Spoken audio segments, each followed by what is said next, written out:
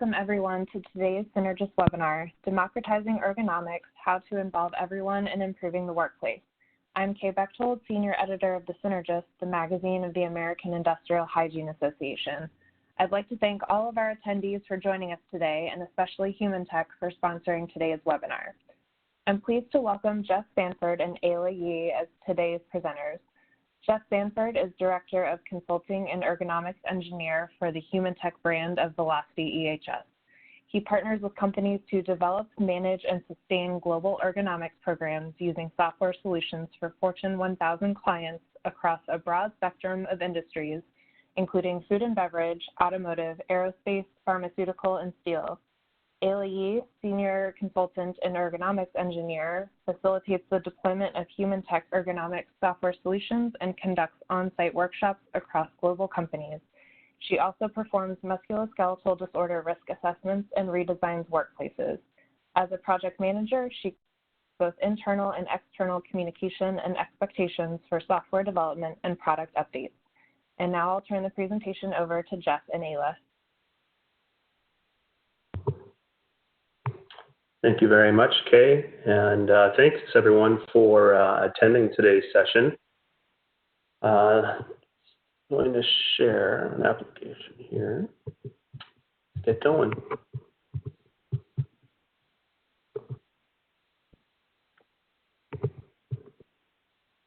All right, and thank you very much for attending. You have myself, Jeff Sanford, as well as Ayla Yee online. We are here to present to you today a presentation titled Democratizing Ergonomics, and it's about getting as many people involved as possible in the improvement of the workplace. And what Ayla and I are going to walk through today, hopefully in conversational style, really how to do that. And if I could just jump right into this, the very first thing is to introduce to you our basic process of our engagement model. As you can see by this first statement, we believe that the business success and results come from having the best employees and partners or people using the most effective methods, processes, and leveraging the right technologies or tools. So you see we're relying on people, processes, and tools here to ensure that an ergonomics process runs smoothly and it's sustainable. We're going to try to walk you through each of these steps and explain to you the importance of each, as well as provide you with some best practices. Okay, so the 5 steps you see here are gaps in fit, foundation, leadership, deployment, and review.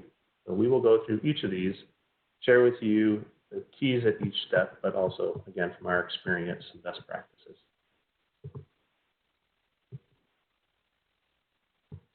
So the first one is gaps in fit. And really, this step is really understanding where you're at today.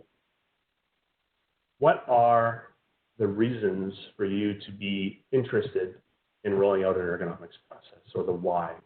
And there's a couple of basic reasons why organizations consider ergonomics. There's definitely paths. First is definitely well-being. So why you would do an ergonomics process is revolved around the bullet points you see here. So cost, right? Here's the root. You can manage those, and you really just don't know how. As a lifelong ergonomist, I can tell you that ergonomics and MSD type issues are very different from your typical health and safety issues, and they need to be managed differently. So if you have those MSDs and those costs that are stagnant, it's because the process needs to be managed differently than your typical health. An interesting one that's been popping up recently is opioid abuse.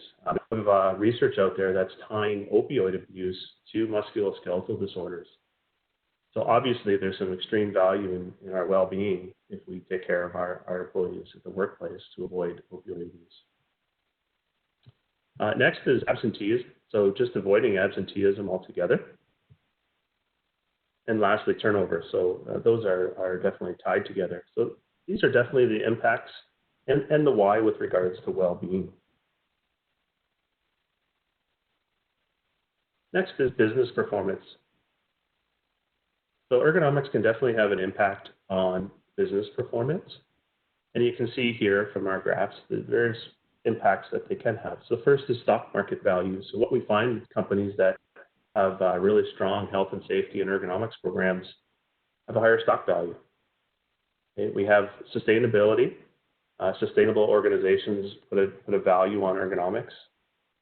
And then the next three are three that are really important, I think, are definitely being talked about more often with regards to ergonomics. That's productivity. I'll talk productivity and quality together. If you make a job easier for somebody, they're going to be more productive and they're less likely to have quality issues. Research tells us that. The last one, I guess, is the key purpose of today's presentation altogether, is employee engagement. Really trying to engage your employees in the ergonomics process and get everyone involved to help improve the workplace. Another graphic that will help you understand where you are at in your journey is our ergonomics maturity curve. You can see here we have effectiveness over efficiency. And the journey that most organizations take go from reactive to preventive to proactive. And so if you are in the reactive and preventive phase, really what you're doing is managing your injuries. You're kind of chasing your tail a little bit, and you're not really stopping the injuries. You're doing your best to manage and triage the injuries that are occurring. It's not until you get proactive or have a more risk management approach that you are truly doing ergonomics. And that's really where you want to get to. And you can really only do this when you start engaging in the workforce ergonomics process. So we're going to show you a little bit about how to get proactive, understand the key terms and with regards to risk management, and then lastly, what it means to get into the advanced phase where engineering is involved early in the process. Okay, with regards to management, you certainly can't manage anything if you don't have data. And when I have many conversations about managing ergonomics, and it's always all about injuries, right? So if you're just managing data with regards to injuries, it's too late. So what we're looking at is a series of leading metrics that you should be tracking in terms of identifying the important data for your process. The first is training, making sure that everyone's trained up on the necessary skills for their particular job function and their role within the ergonomics process. Okay, next is MSD risk factors. So how are you quantifying and prioritizing? I ask that question all the time. How do you know where your hotspots are? Majority of the time people say, well, we know where our injuries are occurring.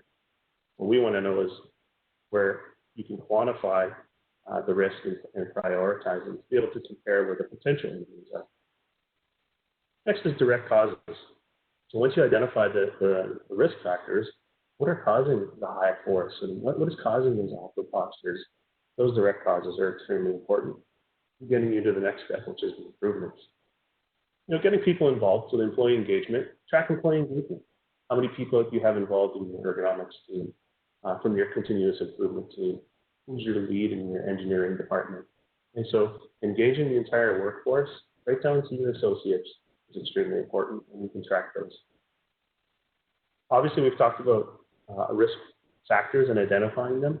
Once you have the opportunity to start making changes to the workplace, you can absolutely start moving over to risk reduction and showing that you've identified risk, changed the workplace, and reduced that risk. Lastly, you'll be able to show return on investment. Okay, so take these into consideration. These are definitely the leading metrics you should be considering with regards to engaging your workforce and creating a sustainable ergonomics process. Okay, so with that being the data, let's talk a little bit about the keys to success. So tracking the data is extremely important, but what are some other business terms that you should be considering when you're talking about return on investment? So making sure this is a participatory program, not just the health and safety manager doing ergonomics, making sure that every group that's involved in your workplace understands their role in ergonomics. Focusing on risk reduction, moving into the proactive phase. This process engages many, but most importantly, we are talking about workplace change, where we're taking a bad workstation, a bad design, and improving it.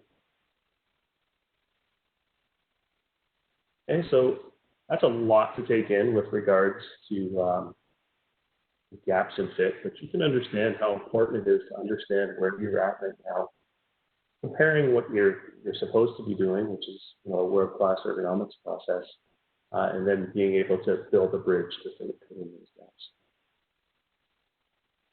Okay, so the next step is building your foundation. Building a foundation really is established in an ergonomic standard or policy. A written standard is extremely important. It sets the stage to ensure everybody understands their particular role, right? So that there's no confusion at all.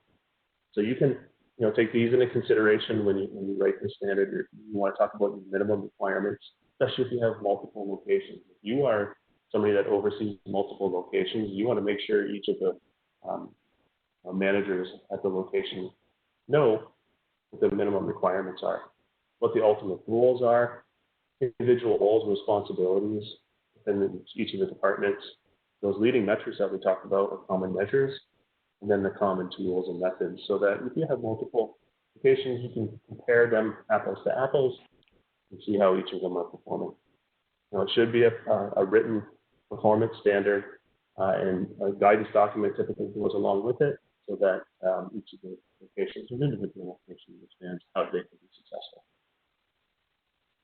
One of the key things here is the last bullet point. The last thing you want is to add something to somebody's table right now, especially when things are going in the world.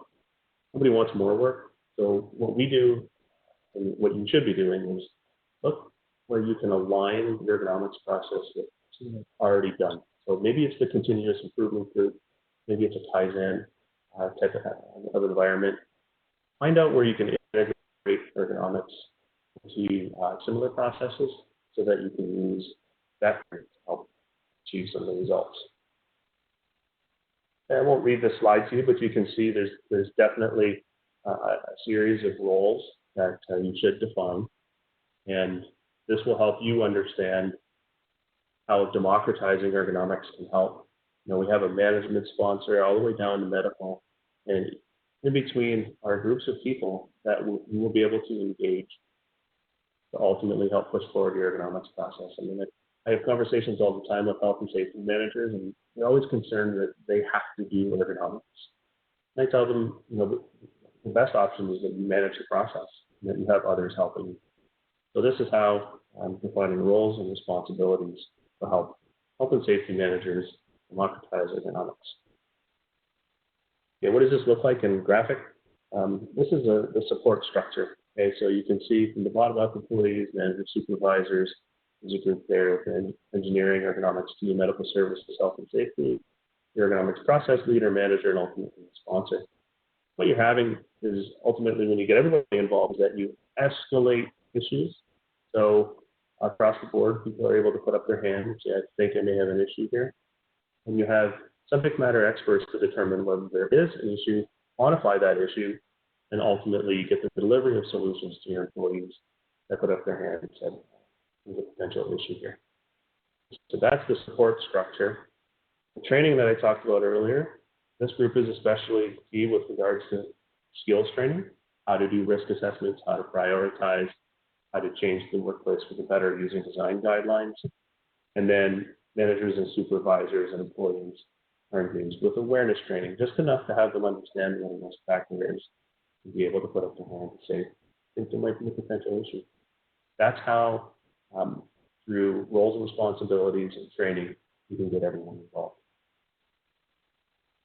So with that, you've heard my voice quite a bit here. I would like to turn it over to Ayla, and she's going to talk us through the next step in engagement model leadership. Thanks, Jeff. I'll give you a chance to drink some water and take a break. So I'll take over for the leadership portion, and this portion really describes kind of the metrics and the things that we're looking for when it comes to an ergonomics program. And when it comes to democratizing ergonomics, we want everybody to be involved, including the leaders, and what they generally like to see are the bigger picture numbers, and this kind of helps drive all of our actions. Now, when they have these numbers and they have kind of a direction, goals are established, and when we have goals, we then have a process or task for people to complete. So that kind of drives the entire process. right? On the outside, we have what we call the success metrics. And these are, your injury reduction, things that show that something is working. These are the results that we're chasing to see that a program like this will be working. Right? In order to have those success metrics, we need process metrics on how are we completing tasks, how are we progressing towards a journey. This is the data of kind of what we're finishing and accomplishing on a day-to-day basis. So to drive, the result metrics, we need to track our process metrics. And in order to do that, we have what we call the core data. Right? These are the metrics that are universally tracked and reviewed, and this is what determines how we, approach our problems, approach our goals that we're trying to work towards. So it all starts from the core data. And the core data we're really looking at here include things like, Jeff, you can go to the next slide. We do have an international webinar here, so Jeff is driving the slides. I'm calling in from the States, Jeff is in Canada, so we have a little bit of a lag sometimes, I apologize. Ooh, I've gone a little bit too far. There you go. So we have our core data. Right, these are, you see there are common goals including number of trainings completed, so how many people have completed which degree of training. We have number of assessments completed, how many jobs have we looked at, how many are in which kind of risk zone, things like that, and also the risk distribution.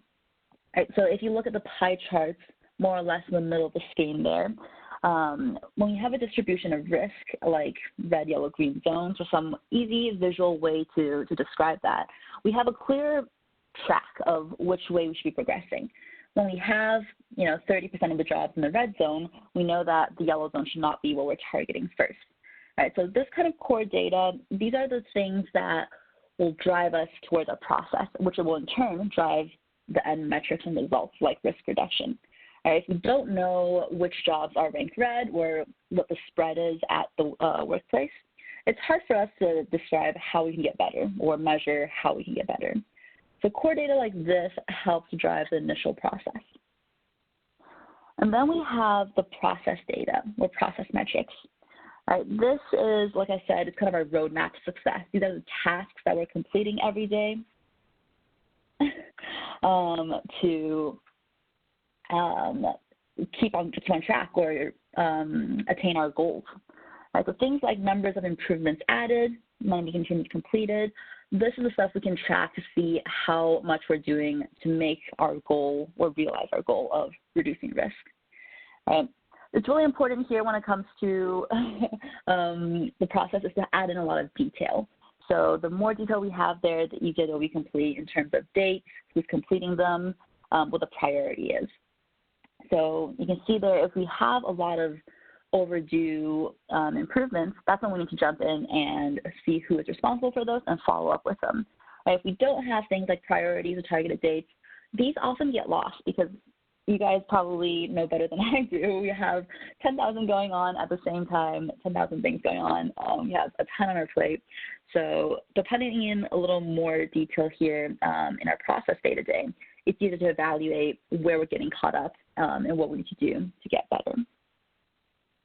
All right, now we can move on to our final metric, which would be the success metrics. All right, this is risk reduction. Right, this is how we're actually making an impact in the workplace and the results of all the work and the data that we're tracking.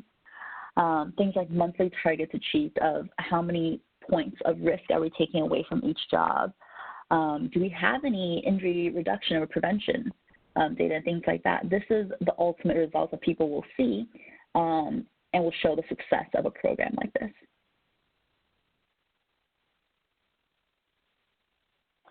Right. Kind of just threw a lot of information regarding 3 different types of data and tracking metrics at you, but this is what it kind of really looks like in practice. So if we have an ergonomics team, what do we need to have them do, or what are we tracking here? Well, first, an example we see on the screen here is we divided a team into 4 ergo groups. Right, we're giving everyone kind of an assigned task. Everyone has a goal of number of activities they have to complete per month. And we've actually detailed here in a chart of which groups are completing how many in which month. Right, this way everything is crystal clear. People know what they're responsible for. It's visual. They're held more accountable. It's very, very detailed where there's no ambiguity as to who's completing an assessment in which month and who's up next. So having the details here, the devil in the details, will make things a lot easier for us to complete. We have a detailed description of how many hours each team needs. That way we can plan for their activities in the month and make sure that they're given enough time and resources to finish their assignments. We have things here, like if you read the second half of the page, I know there's a lot of text here. That's kind of the steps of making improvements. Right? After they've completed their monthly assessment assignments, they can use this time in the Ergo meetings to talk about how to make it better and how to add improvements. So having a charter like this will help an Ergo team run more smoothly, and the data that we're collecting here will help you drive and track improvements and make sure that you're on your way towards the goal. Yeah, I really like this. Yeah, I really like this slide because it brings it, down to earth. We're speaking very, very, high level about leading metrics and things you should be watching out for, but this really puts it into reality, and you can see how an organization would execute those high-level tactics that we've been talking about already. Breaks it down into one large group into 4 groups, and even sets the goals, attainable goals. I would think for each of those groups, and just a very simple way to track those leading metrics. And you can see they're very focused on certain activities to get them started within their process. So I really like how it takes our sort of high level information that we've been talking about so far and puts it into reality. Yeah, that's exactly, Jeff. I know we're talking a little more on the abstract level. We're talking metrics, reading metrics, process data, results data, and things like that. And this is exactly what Jeff is saying, is that it's giving you kind of a crystal clear roadmap on how those things translate into your everyday tasks and your everyday planning. Right? It's as simple as breaking a larger team down into a group, 4 separate groups, and assigning each group for an individual role, and making sure that each individual has an improvement they're following up on and adding a name and a date to that. So this helps to translate from the more abstract theories that we're talking about into how to practice it in the everyday life. It's that point in the presentation where I think we've scared people up to this point, and then hopefully with this slide, everybody's saying, oh, yeah, I can do this.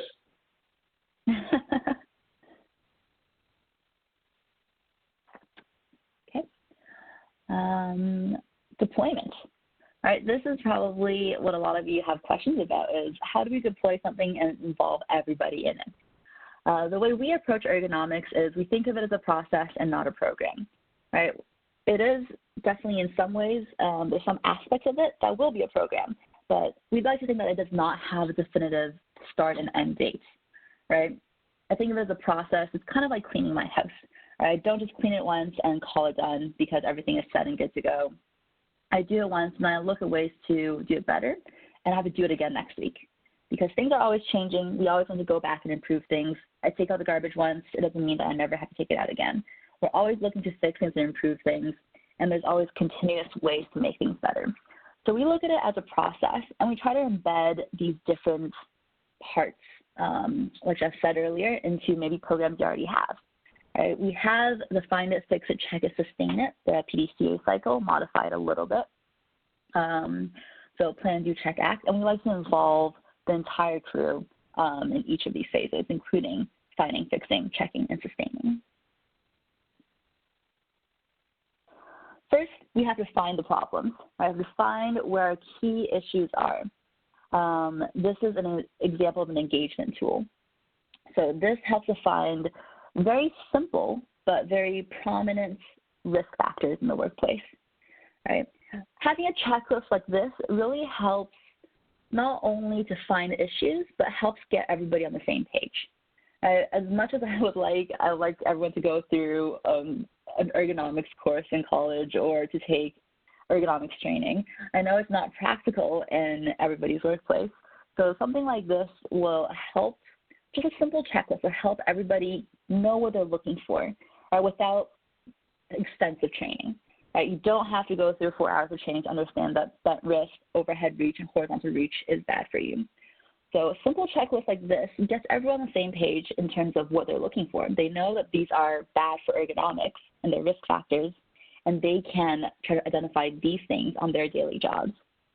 So a tool like this, easy to teach, very non-technical, but helps to engage everybody on the floor and get them to understand the benefits and the risks of poor ergonomics in the workplace.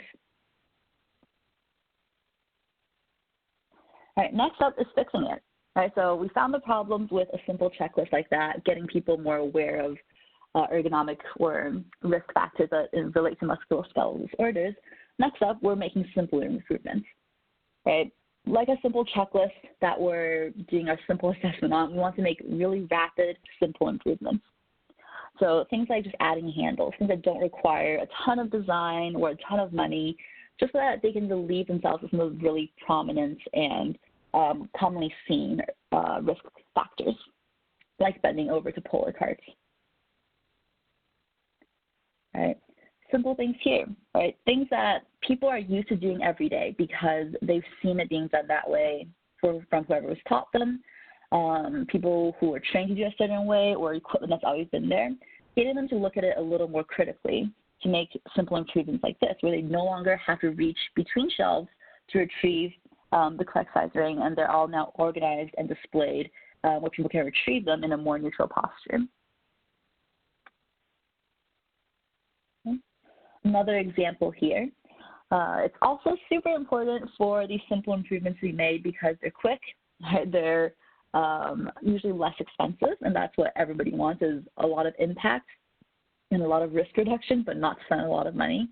So the more kind of, I don't want to say hive mind, the more thoughts that we get in the same group, the more ideas we get, usually the better and more creative solutions come out of it. So people who do tasks day in, day out, if they're able to find what's wrong in their task, they'll often have a simple and pretty elegant solution without spending a ton of money. And getting these kind of simple improvements visible, right, to the rest of the facility, to other departments, that's what's really going to create traction. And people wanting to see improvements in their own workstations and their own departments, they'll start to pick up this process as well.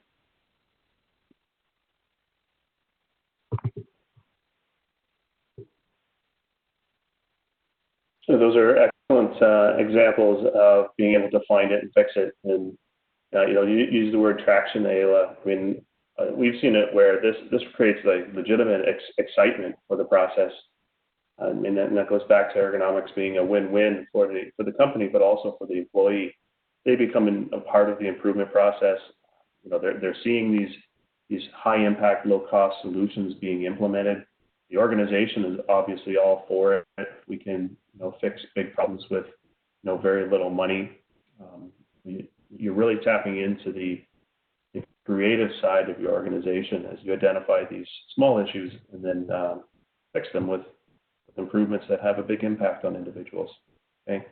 Ayla hit on the engagement tool there a couple of slides ago, and it's really important that when people are trained on these particular tools, whether it's the engagement tool or a quantifiable risk assessment tool or design guidelines, that training is a consistent training. We've all been in situations where we have the same training trained by different trainers, for example.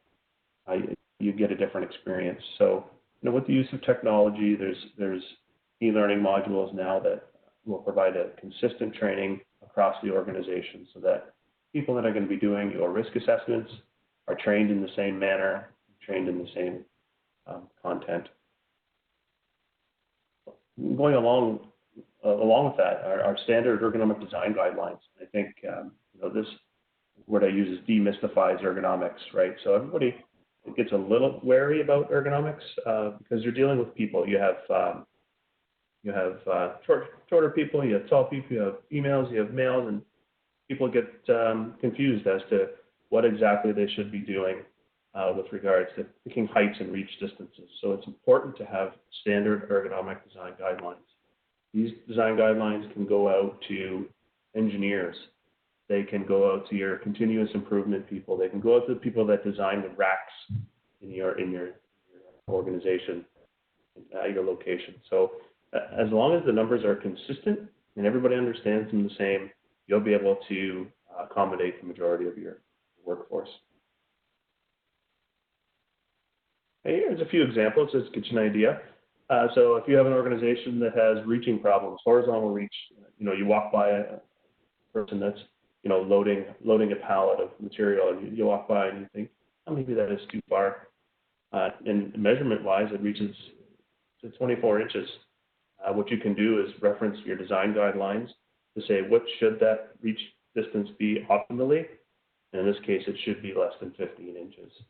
Okay, so you can see how just having these numbers make things much more applicable and easy. Nobody has to guess what the right improvement should be. Okay. Another example, we have somebody's reaching above their shoulders, right? It looks too high, probably is, right? So with regards to standing workstations, and we can take a measurement that says it's currently 72, but it needs to be between 45 and 47 inches based on the type of work that they're doing, and you can justify a change to that work area. Sometimes it's a physical change to a workspace, and sometimes it's a training element where, in this case, the roles may be height adjustable. So, where this person could position the role, it could be a training issue just to make sure that they know that they should be stopping this role below their shoulders. Okay, next is material handling. All organizations do material handling in some methods, and there are design guidelines for that. So, we've always heard keep it between the knees and shoulders, and that's great, but whose knees and whose shoulders, right? And there's data points for that. In this case, we have a guy that's scraping material from one piece onto the floor, clearly not in a very good posture. We're able to say, what should this be? And you can see that it results in that optimal zone and working height. Using those numbers and having them at your disposal will allow you to disseminate that information across your organization so that everyone that's involved is using the same numbers. So when you get into a situation like this, where you're brainstorming solutions, you have a cross-functional team with opinions, of course. And then first rule of brainstorming is that there's no bad ideas. So you're going to document them all. In this case, they came up with 13 different improvements. And what they did was they mapped them: high impact, low cost, low impact, low cost, high impact, high cost. And they were able to prioritize which solutions should be implemented. So you can see the ones in green that they felt were the improvements that they wanted to get after. And of course, they all are in the high impact, low cost quadrant. Okay, so you can imagine in a cross-functional team how important it is for everybody to understand the numbers and have the numbers at their disposal so that you can come up with the most appropriate improvements. Now, one of the things that we've definitely run into in the health and safety and ergonomics world is, because we communicate a lot with our employees, is, we hear it all the time: nothing ever gets done around here. And although that a lot of stuff gets done, it's really important to broadcast that success. So we suggest at any given point that when you're making improvements, document those improvements, take before and after photos, and put them somewhere where there's high traffic, whether in the cafeteria or in bathrooms, or somewhere where there's definitely going to be seen. Keep an eye out for them and broadcast them. It's really important. It's motivating, and again, it helps engage the workforce. Lastly, in this section, you're going to run into this situation where you're going to find common improvements that we say all the time: to fix once and repeat many. So if you find a fix in one area of your facility that is appropriate in another area, another department, absolutely roll that improvement out to multiple locations. Don't try to reinvent the wheel. Make sure you're communicating across departments so that you can redeploy these effective solutions. Hey, let's take us through the quantitative tools here.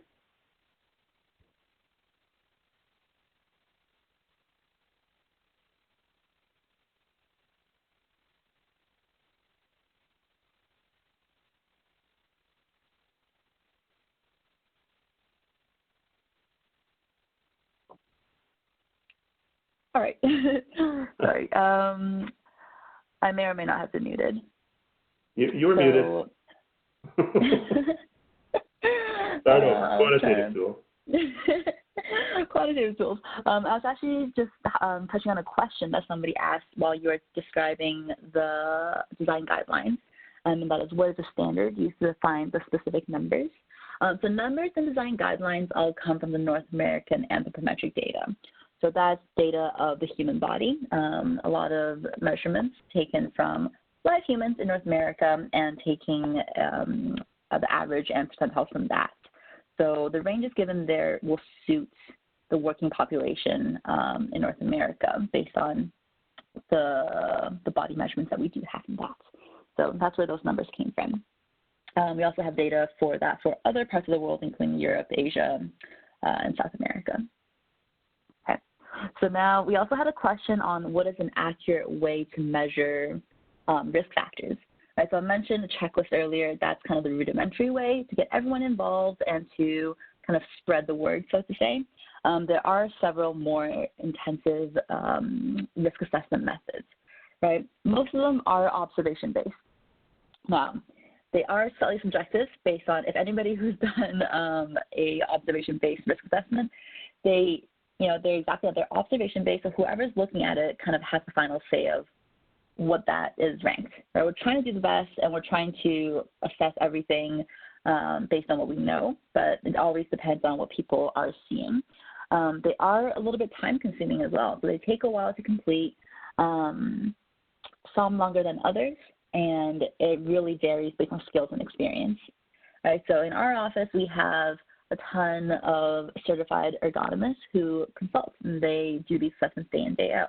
And even within us, sometimes we see a variance of 1 or 2 points, even though we do this all the time. So it's not 100% accurate. It's not, black and white when it comes to assessments, right? Just based on what we're seeing, how much experience we've had and things like that.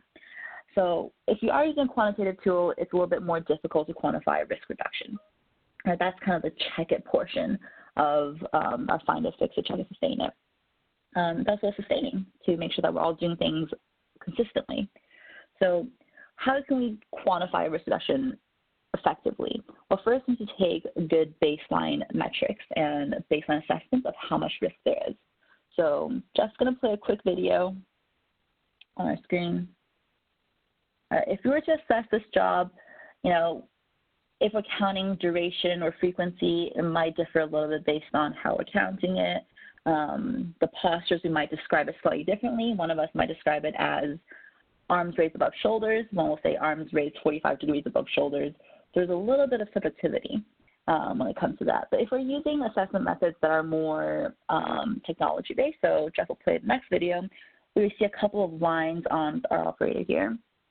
And this will assess essentially your risk factors for you. Right, the lines you see on the body segments measure how much risk is present on each body segment at each point in time. So it's a lot more reliable. It's going to be much quicker to just take a video rather than assessing a job ourselves. And it gives us continuous, stable data. Where instead of I'm saying it's probably around 45 to 60 degrees, it will measure exactly how each limb is compared to the torso. So having reliable tools, especially now with technology, we can leverage that to produce more accurate results is really important.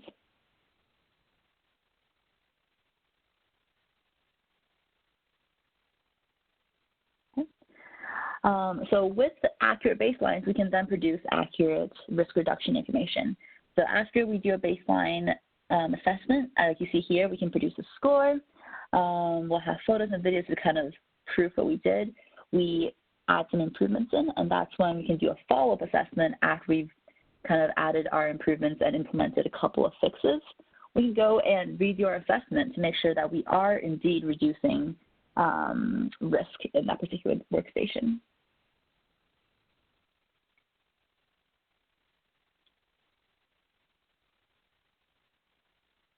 Okay.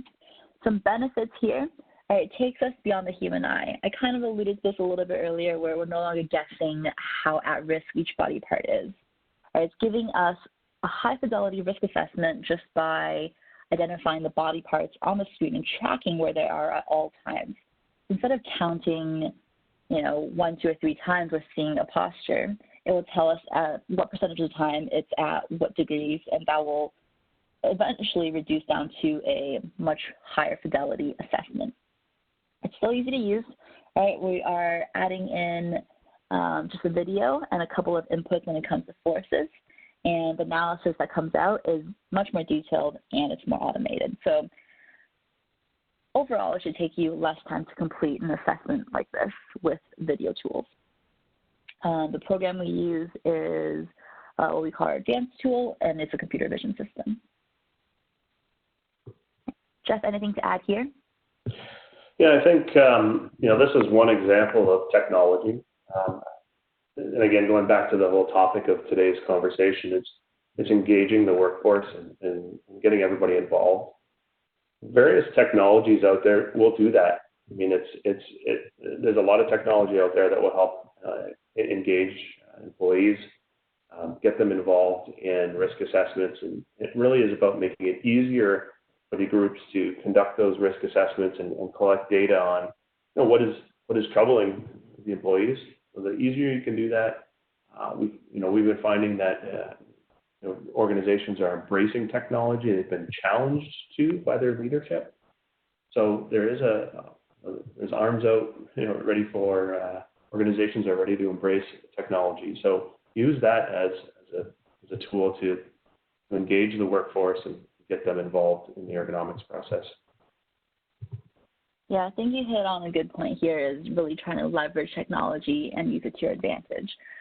We see a ton of times where people are resistant to change or aren't excited about people coming in and assessing their workstations. And having technology like this or having visuals like this can really help to change someone's mind. And we always say pictures worth 1,000 words. For someone to see where the body parts are and how they're reflected when it comes to ergonomics, like a skeleton on their body, and seeing that some of the body parts are red, yellow, or green, that can really help to just distill the message down to them of, this is a high-risk task, and they could do something a little better for their bodies. Right? And it's also really easy to spread the word here, where you can show this to 10 people, and they'll understand all of this much, much faster than trying to explain it to them. So having technology like this can really help to spread the message fast and get people involved a little bit faster as well. That's right.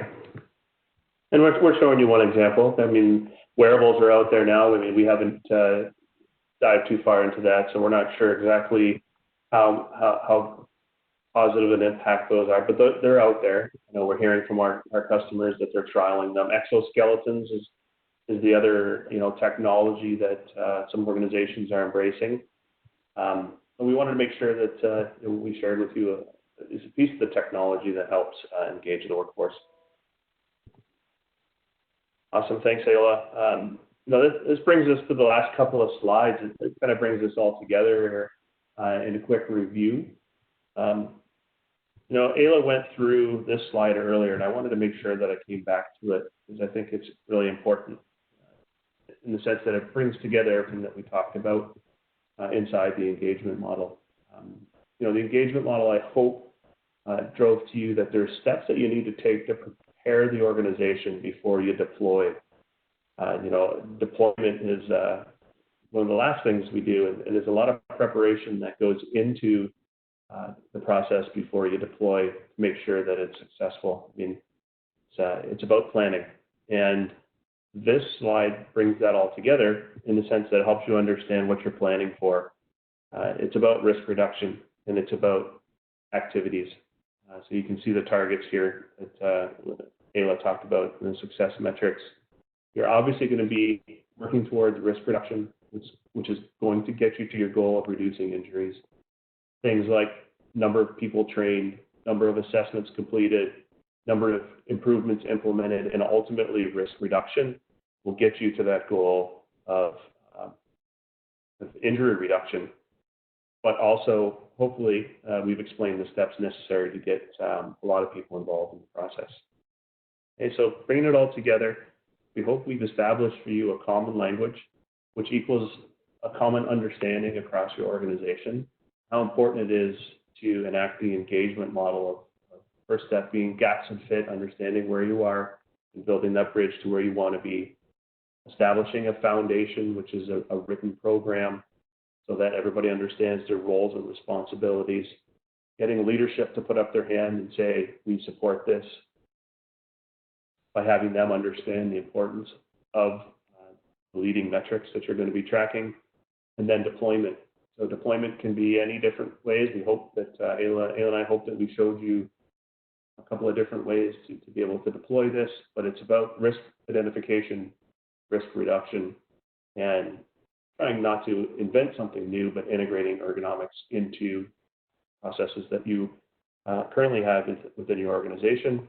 And lastly, it's a review, conducting an audit to make sure that you're on path towards your goal of risk reduction. So with that, we're going to jump over to the chat to answer a few questions. But before we do that, I hope that everybody out there understands that Ayla and I are definitely separated geographically. We would normally be sitting next to each other in our office executing this webinar today. And I don't know, you may have heard some small voices in the background because my kids are here. So hopefully with the way things are going today, we have a little bit of understanding. And I did see some notes earlier that the audio may have been cutting out a little bit. I apologize. The internet is what it is today. So hopefully you bared with us here through the presentation, and thank you for your patience. We can move over to the questions now. Okay, thanks Jeff and Ayla for that great presentation. It looks like we have about 12 minutes left for questions. Just a reminder, if you'd like to ask a question, please type it into the chat window on the right side of your screen and send it to all panelists. Jeff and Ayla, just one that I think I saw pop up a couple of times. Would you mind repeating or chatting to all attendees the program that was used for the video? Yeah, for sure, we can do that. Cool. All right, so first question I have is, if there are multiple employees crossing over in the video, will the program be able to identify specific persons, or does the video have to be recorded with only one person? Good question. This is artificial intelligence. It's computer learning. So every video that's taken, the computer learns. And I know somebody like me, that I have a very hard time understanding and believing that happens, but it does. We've watched the system get better. What we have are best practices, and the best practice right now is to have the individual stand still for 3 seconds, have the video capture that individual, and it now knows that that's the person that they're supposed to be following. If somebody walks by in the background, it ignores it. It ignores those people, and it stays 100% on the person that you identified at the beginning of the video. Ayla, anything to add to that? No, I think you covered it. The video does assess only one person at a time, but you can assess as many people as you like, just so you can get a spread of how that looks across the workforce. Awesome. Okay, great. So the next comment and question I have says, while this process, I think maybe, sorry about that, I think this process, I guess this is, I'm so sorry, this is process or operation specific. It doesn't look at the variability in work practices. The question is, do you suggest a consultant examine the business a day or two in advance so we can assess the level of risk?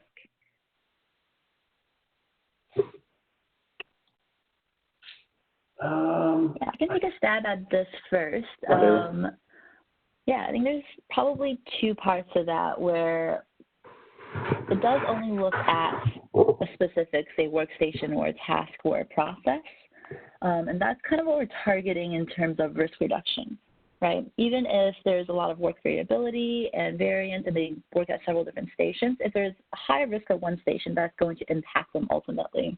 And that's what this program is meant to look at, is to kind of reduce that, that specific risk there. when it comes to task variability and kind of the relationship between tasks, then it's more of an organizational behavior and a little bit different than just pure ergonomics that we're looking at here. But it is nevertheless very important, and a consultant can add much more valuable feedback in that sense. I'll just add to that. I think you know, doing a walkthrough or tour is a good idea. And maybe I'm reading into the question a little bit, but even nuances like, hey, we have a really small operator here that isn't going to be indicative of the overall work, or somebody that's really tall, or somebody that just started yesterday versus somebody that's been doing the job for 20 years. It's gonna definitely look different. So what we try to do is make sure that we are assessing the workstation itself versus the individual, and that's the importance of the design guidelines, because the design guidelines will accommodate 5th percentile female up to 95th percentile male.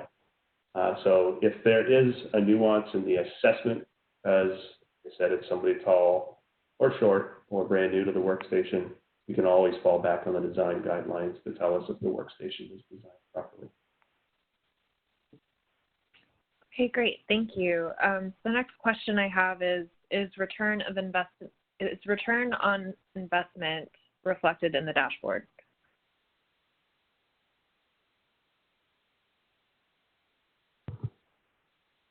There's a report for return on investment. Yep, so we have a return on investment calculation that it takes into consideration productivity gains, quality gains, reduction in turnover, and risk reduction. So there is a report that can be run for the individual improvements that show return on investment. Okay, thanks. So the next question I have is, can that video tool be used to assess repetition as well as awkward posture and force? So our video tool does assess posture, posture and repetition, but not force. Apologize. Unfortunately, our vision system is not quite good enough to detect force from the audio, from the video yet. So it's currently only assessing posture, the frequency and duration of the postures. The force we do have to enter in manually still. Okay, great. This question is from a little bit earlier in the presentation. Corey asked, does the new guidance have good push-pull info?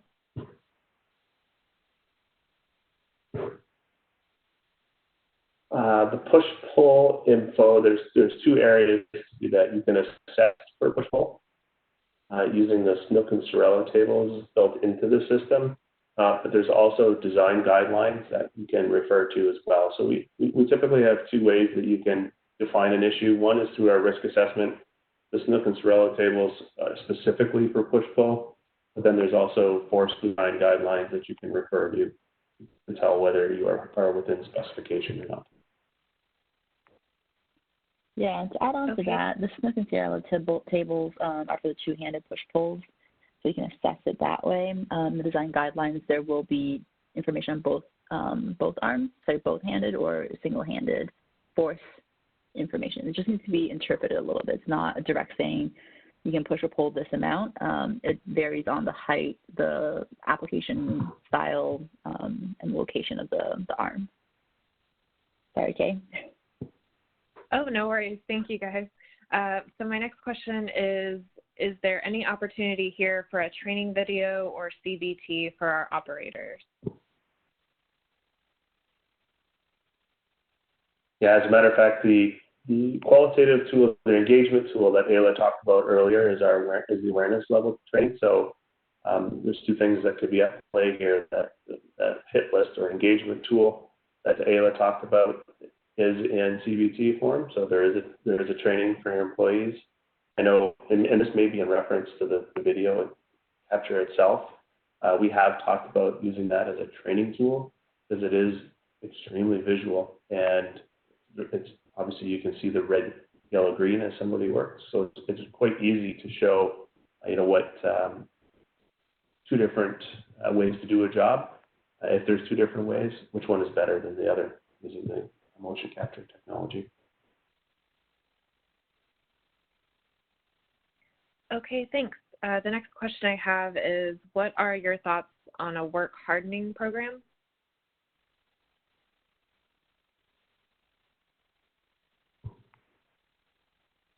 Work hardening programs, okay.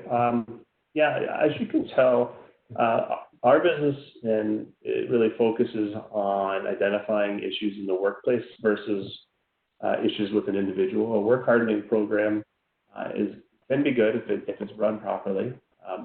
The important things to note for work hardening are matching what the actual physical tasks are within the job. So if you're bringing somebody into a position that's going to be running a screw gun once every 2 seconds, the work hardening program should match that as they grow into it.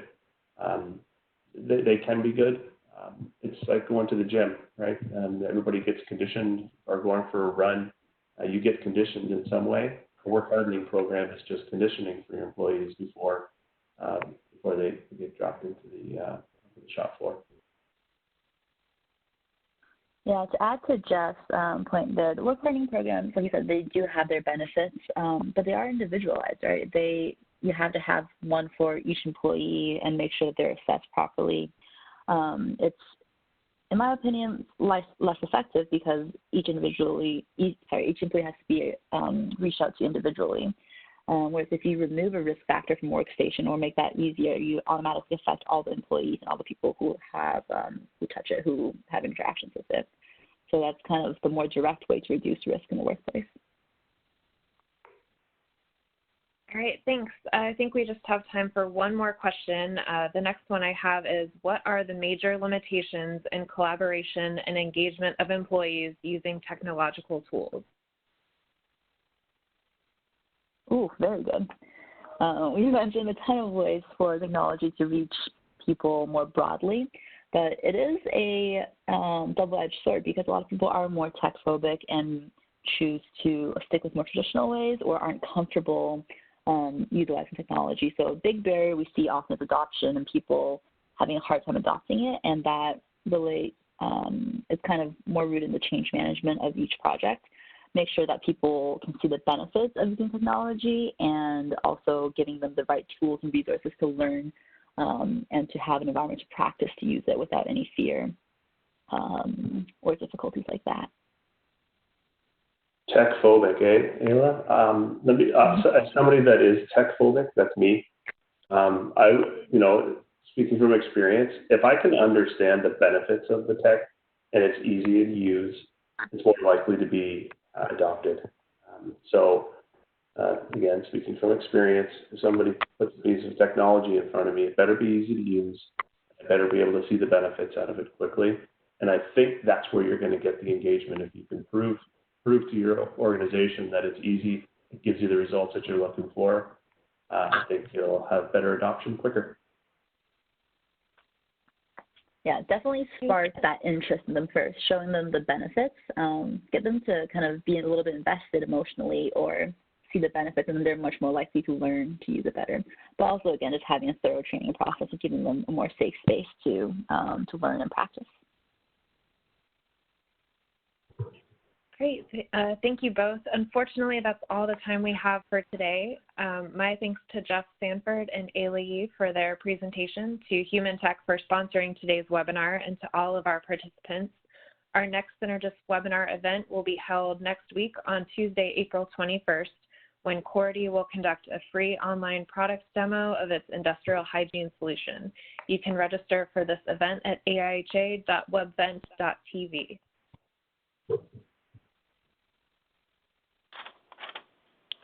And thank you. This concludes today's webcast. Thank you for attending.